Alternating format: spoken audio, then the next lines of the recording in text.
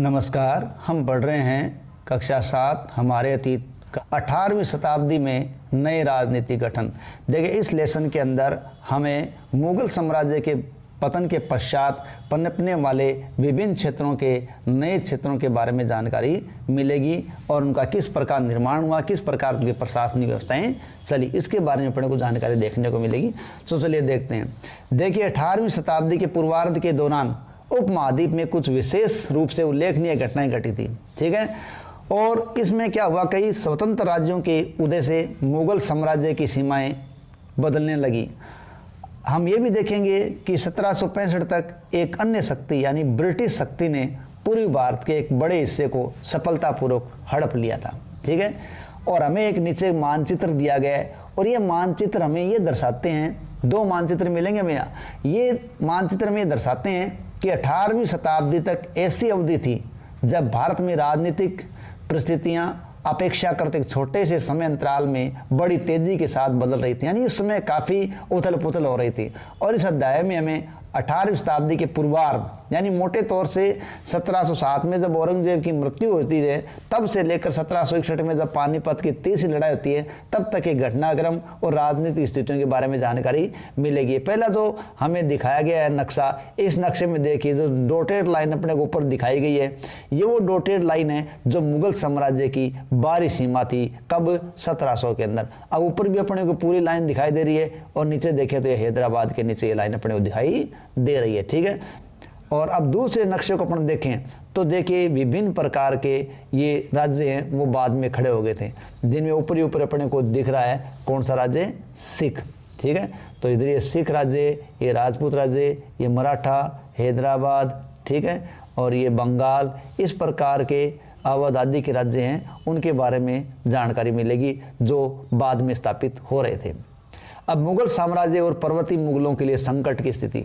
ठीक है, देखो हमने पहले पढ़ा है कि मुगलों में किस प्रकार उनका पतन औरंगजेब के बाद होना शुरू हो गया। देखिए, बादशाह औरंगजेब ने दक्कन में 1779 से लंबी लड़ाई लड़ते हुए साम्राज्य के सैन्य और वित्तीय संसाधनों को काफ़ी रूप से खर्च कर दिया था। ठीक है, अब औरंगजेब के उत्तराधिकारियों के शासनकाल में साम्राज्य के प्रशासन की कार्य कुशलता समाप्त होने लगी और मनसबदारों के शक्तिशाली वर्गों को वश में रखना अब केंद्रीय सत्ता के लिए कठिन हो गया था और सूबेदार के रूप में नियुक्त अभिजात अक्सर राजस्व और सैन्य प्रशासन दोनों कार्यालयों पर नियंत्रण रखते थे। यानी जो अभिजात वर्ग है वो दीवानी और फौजदारी यानी दोनों प्रशासनों पर नियंत्रण रखते थे।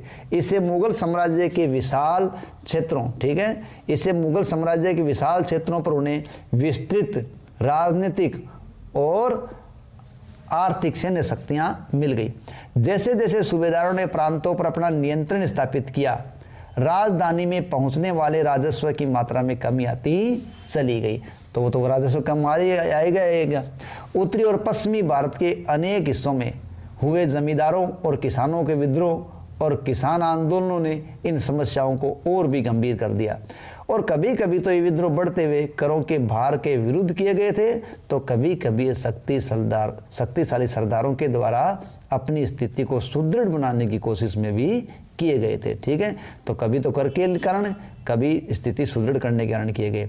अतीत में भी विद्रोही समूह ने मुगल सत्ता को चुनौती दी थी, परंतु अब ऐसे समूह ने क्षेत्र के आर्थिक संसाधनों का प्रयोग अपनी ही स्थितियों को मजबूत करने के लिए करना शुरू कर दिया। जिस तरह से धीरे धीरे राजनीतिक और आर्थिक सत्ता प्रांतीय सूबेदारों, स्थानीय सरदारों व अन्य समूह के हाथों में आ रही थी, औरंगजेब के उत्तराधिकारी इस बदलाव को रोकने में नाकाम रहे। अब देखिए, एक तात्कालिक लेखक ने साम्राज्य के वित्तीय दिवालियेपन का वर्णन किस प्रकार किया है और टॉपिक दिया है भरपूर फसल और खाली तिजोरियाँ। अब देखिए, बड़े जमींदार निसहाय और निर्धन हो गए। उनके किसान वर्ष में 2 फसलें उगाते हैं, लेकिन उन्हें दोनों में से मिलता कुछ भी नहीं है। उनके स्थानीय गुमास्ते यानी स्थानीय व्यापारी, उनके स्थानीय गुमास्ते एक तरह से किसानों के हाथ की कठपुतली बने हुए हैं। जैसे कि स्वयं किसान अपने ऋणदाता के वश में रहता है जब तक कि वह साहूकार का कर्जा नहीं चुका देता।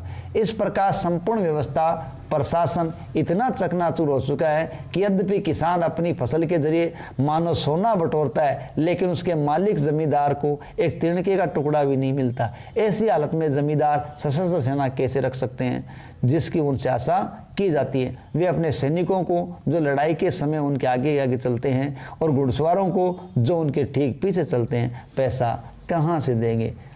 इस आर्थिक व राजनीतिक संकट के बीच ईरान के शासक नादिर शाह ने 1739 में दिल्ली पर आक्रमण कर दिया और संपूर्ण नगर को लूट कर वह बड़ी भारी मात्रा में, ठीक है, ध्यान रखें, बड़ी भारी मात्रा में धन दौलत ले गया। नादिर शाह के आक्रमण के बाद अफगान शासक अहमद शाह अब्दाली के आक्रमणों का एक सिलसिला शुरू हो गया और उसने 1748 से 1761 के बीच 5 बार आक्रमण किया उत्तरी भारत पर और लूटपाट मचाई। ठीक है, 1748 से 1761 के बीच 5 बार आक्रमण है किसका? अहमद शाह अब्दाली का। ठीक है, अब देखिए नादिर शाह के आक्रमण का, जब दिल्ली पर आक्रमण हुआ उसके बारे में देखिए। नादिर शाह का आक्रमण परिणाम स्वरूप दिल्ली में जो विध्वंस हुआ उसका वर्णन समकालीन लेखकों ने किया है। उनमें से एक ने मुगल कोष से किस तरह धन लूटा गया उसका वर्णन किया है। तो देखिए मुगल कोष से धन लूटने के बारे में वर्णन, 60 लाख रुपए, कई हजार सोने के सिक्के, लगभग 1 करोड़ रुपए के सोने के बर्तन, लगभग 50 करोड़ रुपए के गहने, जवाहरात और अन्य चीजें ले गया। ठीक है, कौन? नादिर शाह, जिनमें से कुछ तो इतनी बेशकीमती थी कि दुनिया में इसका कोई मुकाबला नहीं कर सकता था, और उन्हीं में एक चीज थी तख्त ताउस यानी मयूर सिंहासन। एक अन्य वृत्तांत में दिल्ली पर आक्रमण के प्रभाव का इस प्रकार वर्णन मिलता है। देखिए, जो कभी मालिक थे अब बड़ी दर्दनाक हालत में आ गए। जिन्हें कभी भरपूर आदर और इज्जत दी जाती थी अब उन्हें प्यास बुझाने के लिए पानी भी नहीं मिलता था। अलग थलग पड़े लोगों को उनके कोनों से खींचकर बाहर निकाल दिया गया। दौलतमंदों को भिखारी बना दिया गया। जो शौकीन लोग थे, कभी तरह तरह के सुंदर कपड़े पहनकर पोशाकों का नया नया फैशन चलाते थे, अब नंगे घूमने लगे थे और उनके पास ज़मीन जायदाद की कोई कमी नहीं थी। वे अब बेघर बार हो गए थे। नया शहर शाहजहानाबाद अब मलबे का ढेर बन गया। नादिर शाह ने तब शहर के पुराने मोहल्लों पर हमला बोला और वहाँ की सारी दुनिया को तबाह कर डाला था। साम्राज्य पर सब ओर से दबाव तो पड़ ही रहा था। ठीक है, अभिजातों के विभिन्न समूह की पारस्परिक प्रतिद्वंद्विता ने इसे और भी कमज़ोर बना दिया। यानी अभिजात वर्ग वो था जो उच्च वर्ग माना गया था या ये माने कि राज परिवार से संबंधित था और उनको अच्छी अच्छी जागीरों पर नियुक्त किया गया था। तो अब उनका आपसी जो द्वंद्व था वो भी इस राज्य को कमज़ोर कर रहा था और ये अभिजात 2 बड़े गुटों में बंटे हुए थे, एक ईरानी और दूसरा तुरानी। ठीक है, ईरानी और तुरानी जो तुर्क मूल के थे। काफ़ी समय तक परवर्ती मुगल बादशाह इनमें से एक या दूसरे समूह के आदि कठपुतली बना रहा। बेहद अपमानजनक स्थिति तब पैदा हो गई जब 2 मुगल बादशाहों, कौन कौन? एक तो मुगल बादशाह फर्रुखसियर जिसका शासनकाल 1713 से 19 था और दूसरा आलमगीर द्वितीय जिसका शासनकाल 1754 से 59 तक था, उनकी हत्या कर दी गई। यानी इस काल के अंदर 2 शासकों की हत्या की गई जिसमें फर्रुखसियर और आलमगीर द्वितीय था। इसके अलावा अहमद शाह और शाह आलम द्वितीय, इन दोनों को उनके अभिजातों के द्वारा अंधा कर दिया गया था। ठीक है, तो ये देखिए 2 आदमी, एक तो है आलम शाह है जो 48 से 54 तक है 1700 के, उसको अंधा कर दिया और सालम द्वितीय को अंधा करवा दिया गया। नए राज्यों का उदय। मुगल सम्राटों की सत्ता के पतन के साथ साथ बड़े प्रांतों के सूबेदारों और जमींदारों ने उपमहाद्वीप के विभिन्न भागों में अपनी शक्ति और प्रबल बना ली थी। अब ये कमजोरी का फायदा उठाकर स्थानीय क्षेत्र प्रबल हो रहे हैं। 18वीं शताब्दी के दौरान मुगल साम्राज्य धीरे धीरे कई स्वतंत्र क्षेत्रीय राज्यों में बिखर गया और मोटे तौर पर 18वीं शताब्दी के ये राज्यों को 3 परस्पर व्यापी समूहों में बांटा जा सकता है। अब ये 3 परस्पर व्यापी समूह कौन कौन से थे? इनके अंदर पहला समूह तो आता है अवध, बंगाल और हैदराबाद जैसे राज्य, राजपूतों की वतन जागीर। ठीक है, देखिए बहुत से इधर देखिए, पहले कई राजपूत शासकों ने मुगलों का अधिराजत्व स्वीकार किया, लेकिन मेवाड़ एकमात्र ऐसा राजपूत राज्य था जिसने मुगल सत्ता को चुनौती दी। राणा प्रताप 1572 में उदयपुर था मेवाड़ के बड़े क्षेत्र पर नियंत्रण करने के साथ ही मेवाड़ की गद्दी पर आसीन हुए। राणा के पास मुगल अधिराज्य को स्वीकार करने के लिए दूतों का भेजा गया, लेकिन वे अपने निर्णय पर अड़े रहे। राजपूतों की जागीर। बहुत से राजपूत घराने, विशेष रूप से आमेर और जोधपुर राजघराने, मुगल व्यवस्था से विशिष्टता के साथ सेवारत थे और बदले में उन्हें अपनी वतन जागीरों पर पर्याप्त स्वायत्ता का आनंद लेने की अनुमति मिली हुई थी। वतन जागीर जो पहले से उनके पास थी। अब 18वीं शताब्दी में इन शासकों ने अपने आसपास के इलाकों पर नियंत्रण किया और अपने राज्य का विस्तार किया। इसके लिए उन्होंने हाथ पांव पसारने शुरू कर दिए। जोधपुर के राजा अजीत सिंह ने भी मुगल दरबार की गुटी राजनीति में अपने पैर फंसा दिए। इस प्रभावशाली राजपूत घरानों ने गुजरात और मालवा के लाभदायक सूबों की सूबेदारी का भी दावा कर दिया। जोधपुर के राजा अजीत सिंह को गुजरात की सूबेदारी मिल गई और आमेर के राजा सवाई जय सिंह को मालवा की सूबेदारी मिल गई। यानी जोधपुर के अजीत सिंह को गुजरात की और आमेर के सवाई जय सिंह को मालवा की सूबेदारी मिली। बादशाह जहांदार शाह ने 1713 में इन राजाओं के इन पदों का नवीनीकरण कर दिया। उन्होंने अपने वतनों के पास पड़ोस के शाही इलाकों के कुछ हिस्सों पर कब्जा करने की कोशिश भी की। जोधपुर घराने ने नागौर को जीता। किसको जीता? नागौर को, और उसे अपने राज्य में मिला लिया। दूसरी ओर आमेर ने बूंदी राज्य के बड़े हिस्सों पर कब्जा कर लिया। सवाई राजा जय सिंह ने जयपुर में अपनी नई राजधानी बनाई और उसे 1722 में आगरा की सूबेदारी दे दी गई थी।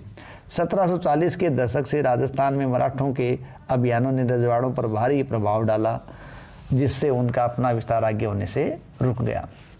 अब एक चित्र दिखाया गया चित्तौड़गढ़ का किला राजस्थान में। कई राजपूत सरदारों ने पहाड़ियों की चोटियों पर किले बनवाए जो सत्ता के केंद्र बने। व्यापक किलेबंदी के साथ इन भव्य संरचनाओं में नगर, महल, मंदिर, व्यापारिक केंद्र, जल संग्रहण संरचनाएं और अन्य इमारतें होती थी। चित्तौड़गढ़ में किले में तालाब, कुंडी, कुएं, बावड़ी, जल निकाय थे। जयपुर के राजा जय सिंह, ये चित्र में दिखा रखा है जयपुर में जंतर मंतर, ठीक है।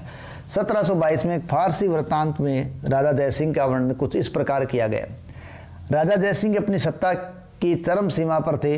12 वर्ष के लिए वे आगरा के सूबेदार रहे और 5 या 6 वर्ष के लिए मालवा के भी सूबेदार रहे। उनके पास विशाल सेना, तोपखाना और भारी मात्रा में धन संपदा थी। उनका प्रभाव दिल्ली से लेकर नर्मदा के तट तक फैला हुआ था। किसका? राजा जय सिंह का। कहाँ के थे? आमेर के। ये उनका जंतर मंतर है। आमेर के शासक सवाई जय सिंह ने दिल्ली, जयपुर, उज्जैन, मथुरा, वाराणसी, ध्यान रखे, दिल्ली, जयपुर, उज्जैन, मथुरा, वाराणसी में 5 खगोलीय वेधशालाओं का निर्माण किया। जंतर मंतर के नाम से विख्यात इन वेधशालाओं में खगोलीय पिंडों के अध्ययन हेतु कई उपकरण दिए गए।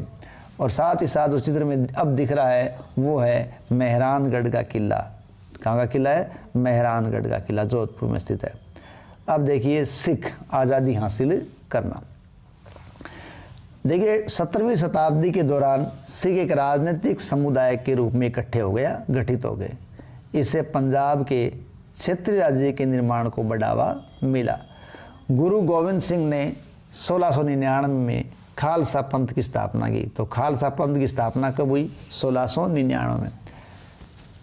और खालसा पंथ की स्थापना की 99 से पूर्व और उसके पश्चात राजपूत व मुगल शासकों के खिलाफ कई लड़ाइयाँ लड़ी। 1708 में गुरु गोविंद सिंह की मृत्यु के बाद बंदा बहादुर के नेतृत्व में खालसा ने मुगल सत्ता के खिलाफ विद्रोह किया।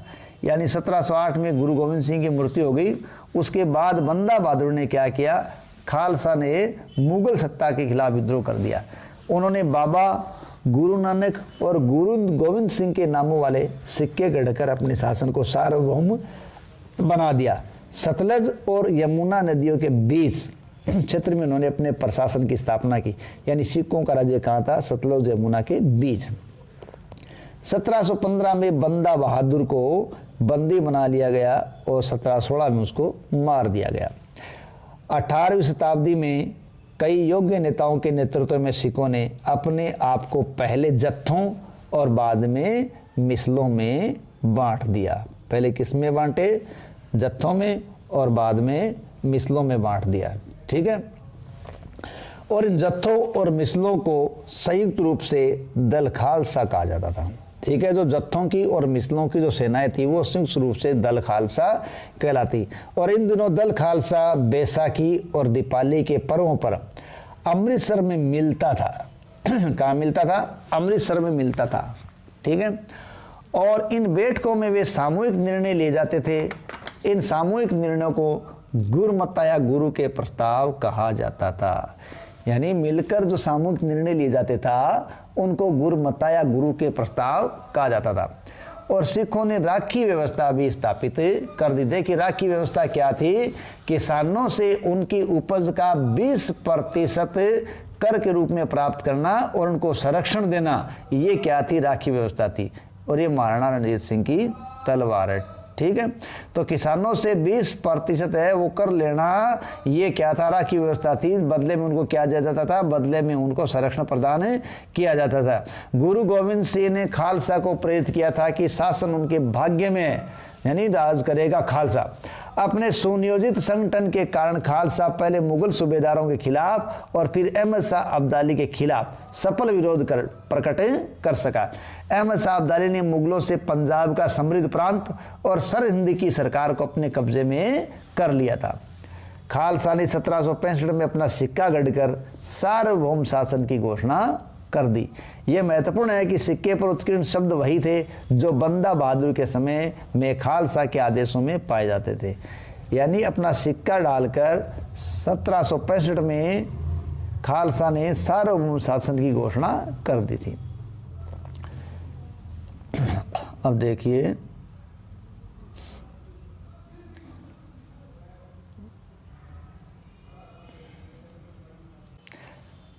गुरु गोविंद सिंह ने खालसा को प्रेरित किया कि शासन उनके भाग्य में, राजा राज करेगा खालसा। अपने सुनियोजित संगठन के कारण खालसा पहले मुगल सूबेदारों के खिलाफ फिर अहमद शाह अब्दाली के खिलाफ सफल विरोध प्रकट कर सका। अहमद शाह अब्दाली ने मुगलों से पंजाब का समृद्ध प्रांत और सरहिंद की सरकार को अपने कब्जे में कर लिया। ठीक है, अहमद शाह अब्दाली ने मुगलों से पंजाब का समृद्ध प्रदेश सरहिंद की सरकार को अपने में कर लिया था। ठीक है, खालसा ने 1765 अपना सिक्का गढ़कर सार्वभौम शासन की घोषणा कर दी। और यह महत्वपूर्ण है कि सिक्के पर उत्कीर्ण शब्द वही थे जो बंदा बहादुर के समय खालसा के आदर्शों में पाए गए। 18वीं शताब्दी के अंतिम भाग में सिख इलाके सिंध से यमुना तक फैले हुए थे। यद्यपि ये विभिन्न शासकों में बंटे हुए थे। इनमें से एक शासक महाराजा रणजीत सिंह ने सिख समूहों में फिर से एकता कायम की और 1799 में लाहौर को अपनी राजधानी बनाया था। तो सिखों ने राजधानी किसको बनाया? लाहौर को। ये देखिए एक लघु चित्र दिया गया शिवाजी का जो मराठा राज्य थे। 17वीं सदी के अंत तक दक्कन में शिवाजी के नेतृत्व में एक शक्तिशाली राज्य के उदय की शुरुआत हुई, जिससे अंततः एक मराठा राज्य की स्थापना हुई। शिवाजी का जन्म 1630 में शाहजी और जीजाबाई से हुआ था। अपनी माता और अभिभावक या संरक्षक दादा कोणदेव के मार्ग निर्देशन में शिवाजी कम उम्र में ही विजय पथ पर निकल पड़े। जावली पर कब्जे में उन्हें मवाला पठारों का अविवादित मुखिया बना दिया, जिससे उनके विस्तार क्षेत्र का पथ प्रशस्त हो गया। बीजापुर और मुगलों के खिलाफ उनके कारनामों ने उन्हें विख्यात व्यक्तित्व बना दिया। वे अपने विरोधियों के खिलाफ प्राय गुरिल्ला युद्ध पद्धति का प्रयोग करते थे। चौथ और सरदेश मुखी पर आधारित राजस्व संग्रह की प्रणाली सहायता से उन्होंने एक मजबूत मराठा साम्राज्य की नींव रखी थी। तो अब देखिए मराठा राज्य एक शक्तिशाली क्षेत्रीय राज्य था जो मुगल शासन का लगातार विरोध करके उत्पन्न हुआ था। शिवाजी, जिनका कार्यकाल रहा है 1627 से 80 के बीच इनका जीवन काल है, शिवाजी ने शक्तिशाली योद्धा परिवारों, जो शक्तिशाली योद्धा परिवार थे वो क्या कहलाते थे? देशमुख। तो शक्तिशाली योद्धा परिवारों यानी देशमुखों की सहायता से एक स्थायी सेना की स्थापना कर ली। अत्यंत गतिशील कृषक पशुचारक कुणबी, ठीक है, अत्यंत गतिशील कृषक पशुचारक कुणबी मराठों की सेना के मुख्य आधार बन गए थे। ठीक है, पशुचारक कुणबी ये सेना के मुख्य आधार बने। शिवाजी ने प्रायद्वीप में मुगलों को चुनौती देने के लिए इस सैन्य बल का प्रयोग किया। शिवाजी की मृत्यु के पश्चात मराठा राज्य में प्रभावी शक्ति चित्तपावन ब्राह्मणों के एक परिवार के हाथ में रह गई।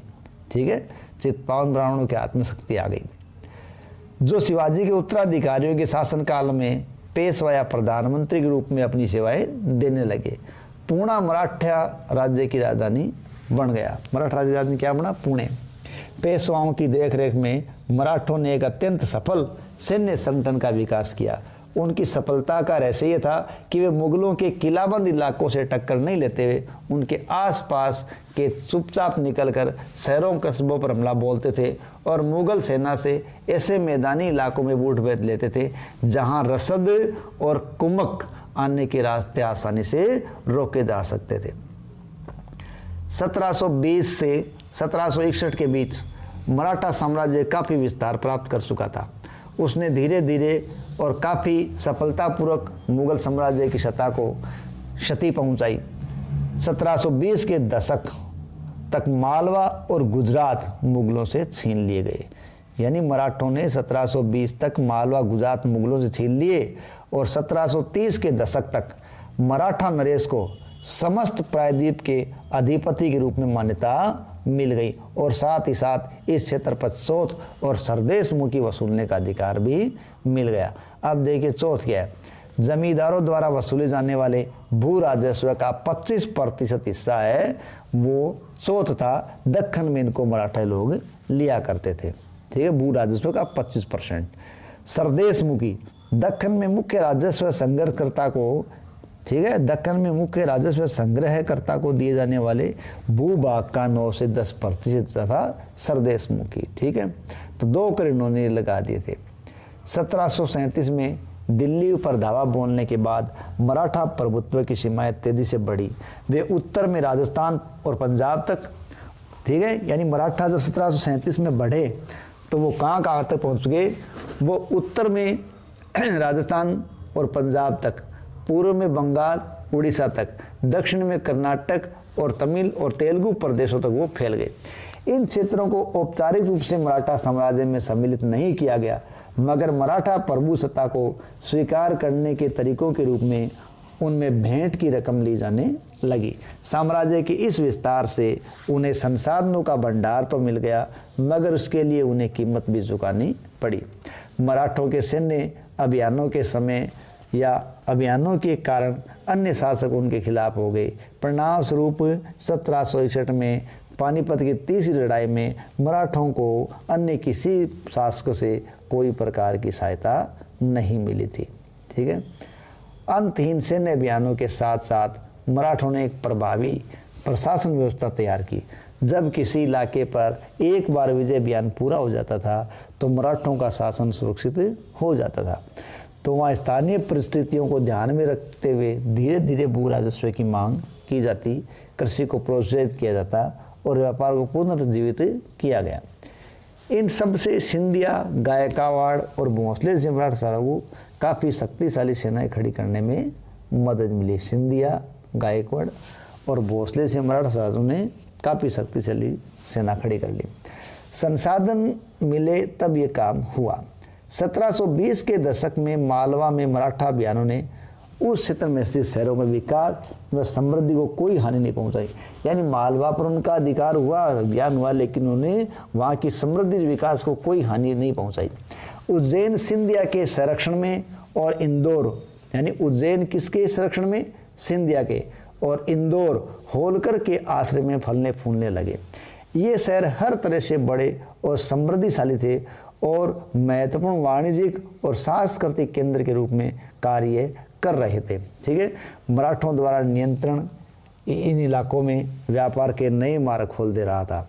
चंदेरी के क्षेत्र में उत्पादित रेशमी वस्त्रों को मराठों की राजधानी पुणे में नया बाजार मिल गया। यानी चंदेरी के जो रेशमी वस्त्र थे उनको नया बाजार कहाँ मिला? वहाँ उनको नया बाजार मिल गया मराठों की राजधानी पुणे में। बुरहानपुर पहले आगरा और सूरत के बीच दूरी पर ही अपने व्यापार में लगा हुआ था, बुरहानपुर आगरा सूरत के बीच, लेकिन अब उसने अपने वाणिज्यिक भीतरी क्षेत्र को बढ़ाकर दक्षिण में पुणे और नागपुर को, पूर्व में लखनऊ तथा इलाहाबाद को शामिल कर लिया था। बाजीराव प्रथम जो बाजीराव बल्लाल के नाम से भी जाना जाता है। पेशवा बालाजी विश्वनाथ के पुत्र थे। वह एक महान मराठा सेनापति थे। उन्हें विंध्य पार करके मराठा राज्य विस्तार का श्रेय दिया जाता है तथा वे मालवा, बुंदेलखंड, गुजरात और पुर्तगालियों के खिलाफ सैन्य अभियानों पर भी गए थे और इसलिए वो अपने आप को मराठाओं के अंदर स्थापित कर गए थे। अब हम देखते हैं जाट साम्राज्य। जाट साम्राज्य अन्य राज्यों की तरह जाटों ने भी 17वीं और 18वीं शताब्दियों में अपनी सत्ता सुदृढ़ की और ये अपने नेता चूड़ामन के नेतृत्व में उन्होंने दिल्ली के पश्चिमी स्थित क्षेत्रों पर अपना नियंत्रण कर लिया। किसके नेतृत्व में? चूड़ामन।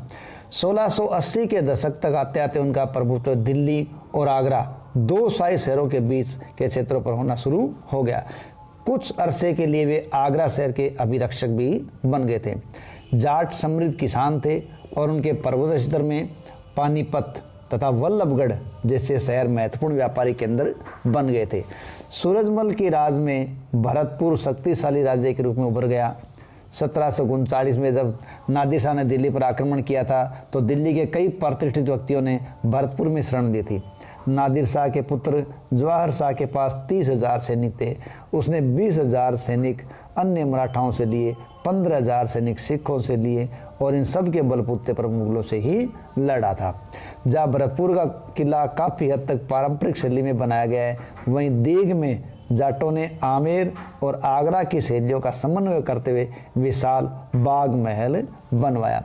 शाही वास्तुकला से जिन रूपों को पहली बार शाहजहाँ के युग में जोड़ा गया था, दीघ की इमारतों में उन्हीं रूपों के नमूनों पर ये इमारतें बनाई गई थी। ठीक है, ये देखिए जाटों की शक्ति सूरजमल के समय परास्ता कर पहुंची थी और उन्होंने 1756 से 63 के दौरान भरतपुर जाट राज्य को संगठित किया था, जो आधुनिक राजस्थान में।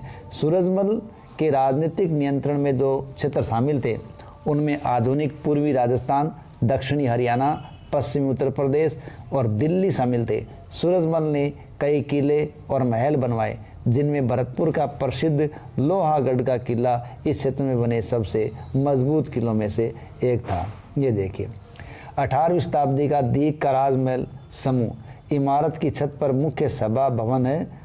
उसके बांग्ला गुंबद पर गौर करिए, बांग्ला गुंबद दिखाया गया उस पर थी। इसी के साथ अपना ये लेसन समाप्त होता है। आशा है आपको लेसन पसंद आया होगा। अगर पसंद आया है तो लाइक का बटन दबाएं, कमेंट करें और सब्सक्राइब करें। धन्यवाद।